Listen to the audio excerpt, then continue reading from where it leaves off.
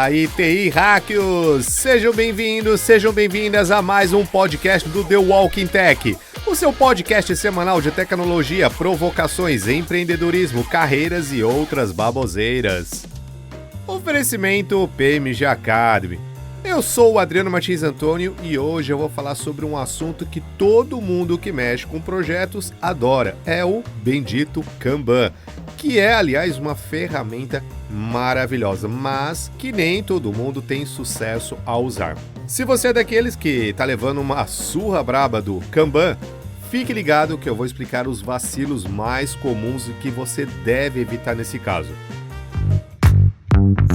Pra mim, é um prazer falar do Kanban, seja por meio dos famosos quadros ou por qualquer outro sistema. Essa é uma ferramenta que eu amo usar para gerenciar os meus projetos, gerenciar o fluxo de trabalho. Aliás, eu uso o Kanban até na minha vida pessoal para planejar uma viagem com a família, enfim. Eu posso falar que se não fosse aquele cafezinho, aquela cervejinha de sexta-feira e o Kanban, eu estaria perdido. Bom, chega de enrolação. Então sim, se você está ouvindo essa pílula, significa então que já sabe mais ou menos como que o Kanban funciona. Ele é bem simples, mas ele pode te dar uma baita dor de cabeça se você cometer alguns vacilos, que aliás são bem comuns. Então, o primeiro deles é sobre a priorização das tarefas e dos projetos. Esse é um tópico crucial, porque lá no gerenciamento de projetos, você saber priorizar o que é mais crítico é algo que sempre deve ser levado em conta.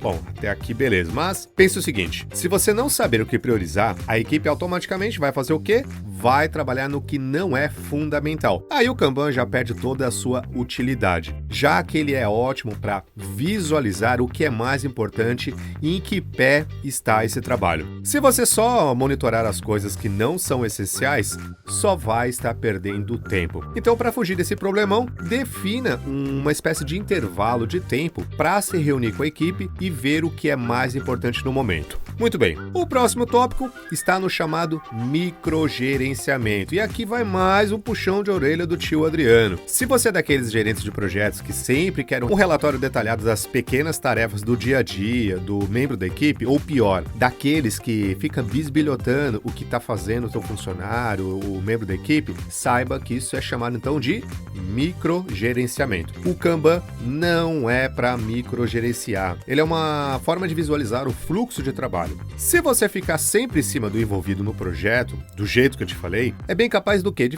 ficar pé da vida e perder produtividade. E aí, meu querido, mais uma vez, o Kanban sai prejudicado. Mas, claro, né, eu não estou querendo falar aqui que não precisa se comunicar com a equipe, não é isso. Mas, na realidade, eu quero dizer que o Kanban é uma ferramenta de apoio para o direcionamento do projeto. Para quê? Para fortalecer o trabalho e não para vigiar a quantidade de trabalho que foi realizado. Bom, pois bem, o vacilo número 3 é a falta de revisão dos seus processos. Como sempre eu falo, em um projeto, esse é um dos maiores motivos pelos quais ele pode falhar. E com o Kanban, isso com certeza não vai ser nada diferente. Se você não parar para ver o que está gerando desperdício, seja de tempo, desperdício de grana, a produção vai se tornar mais complicada. Além disso, hoje, os requisitos de um cliente mudam muito. Então, é importante que você revise esses processos, pois nem sempre eles serão eficientes para o que o cliente está pedindo. Para essa questão, então, dos processos, você pode recorrer a metodologias e práticas de melhoria contínua, como, por exemplo, o Lean.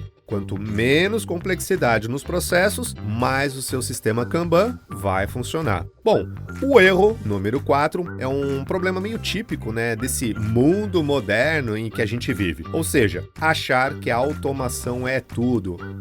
Não é não. Isso aqui acontece especialmente quando a empresa recorre a um quadro Kanban em formato de software. É importante que você saiba que um projeto não é bem sucedido apenas pela tecnologia que ele utiliza. Na realidade, no gerenciamento, a gente costuma dizer que o sucesso se encontra em 3 pilares. Então, pessoas, processos e tecnologia. Se as pessoas não se adaptarem a esse sistema, ou se o mapeamento dos processos for ruim, não tem Kanban que dê jeito. Acabou, não vai funcionar. Já o erro 5, ele está diretamente ligado com isso que eu acabei de falar sobre automação, que é não usar nenhuma ferramenta. Ora, Adriano, como que é? Se os 3 pilares são as pessoas, os processos e a tecnologia, É importante encontrar mecanismos que te ajudem a construir esse sistema Kanban. Mas atenção, quando eu digo ferramenta, eu não estou me restringindo a softwares, não. Essa ferramenta é qualquer forma que você encontrar para visualizar o projeto, seja um quadro, um cartão, post-it, um quadro na parede, seja lá o que for. Isso é ferramenta, não é necessariamente um software, um aplicativo, beleza?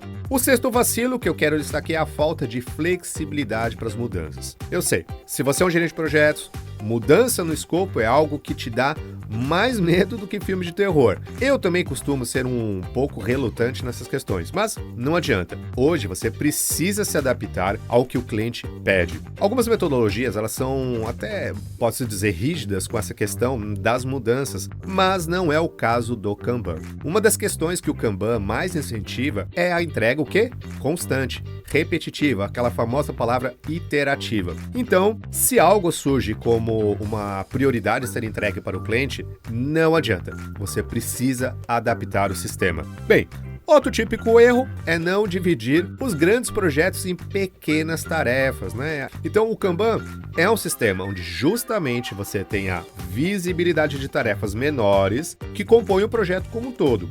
Então, é preciso saber meio que cortar em pedaços o projeto para que o Kanban tenha o quê? Mais efetividade. Aí entramos em um outro ponto, que são aqueles casos em que a pessoa tenta copiar outros exemplos de Kanban, é o famoso Ctrl+C, Ctrl+V. O cara vai lá, vê um quadro que acha que atende à realidade do projeto em que ele está trabalhando e tenta aplicar isso no projeto.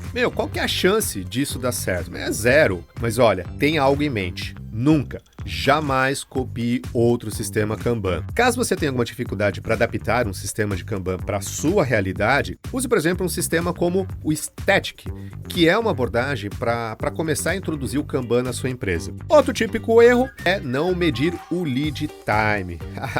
Se você nunca ouviu falar desse termo, é aquele período em que a gente demora para entregar um produto para o cliente. É preciso ter esse tempo bem mapeado, pois você consegue saber exatamente como que é o fluxo de trabalho, quando ele pode emperrar e quando é melhor trabalhar em algum item do projeto. E, finalmente, o último erro que eu vou listar aqui são as reuniões desnecessárias. Muita gente confunde comunicação eficiente com a necessidade de se reunir constantemente, algo que no Kanban não é necessário. E sabe por quê? Por conta da visibilidade do projeto. Essas reuniões também não são tão importantes porque, geralmente, o sistema Kanban, ele está no meio do ambiente de trabalho, está disponível para todo mundo. Se você fizer reuniões muito longas, sem precisar, não vai sobrar tempo para quê? Para trabalhar naquilo que é realmente essencial. Se você quer manter uma comunicação afiada por meio de reuniões, sem perder muito tempo, uma opção então é adotar algo como a gente chama de Daily Scrum, Daily Meeting, aquelas reuniões diárias que duram cerca de 15 minutos, de pé, rapidão, para atualizar o andamento do projeto. Enfim, espero que essas dicas que eu te dei façam você parar de apanhar, levar uma surra do Kanban, fazendo com que você consiga aproveitar todos os benefícios que ele dispõe. Obrigado por me ouvir até aqui, meu nome é Adriano Martins, até o próximo episódio do podcast semanal do The Walking Tech, patrocinado pela PMG Academy. Falou, TI Hackers!